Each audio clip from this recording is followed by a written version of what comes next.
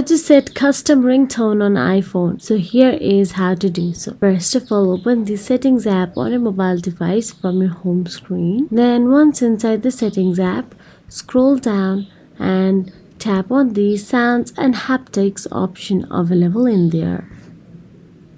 Now once you tap on the sound and haptics, scroll down in there and tap on the ringtone option available there.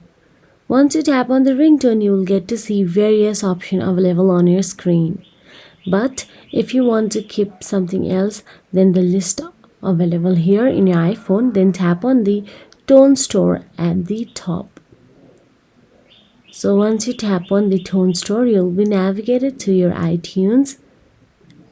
Then tap on the tone and you will get to see various options available on your screen.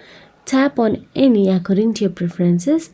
In here you need to buy or purchase the tone in order to custom set your ringtone. So that is it. If you found this video helpful, please like, share and subscribe, and thank you so much for watching.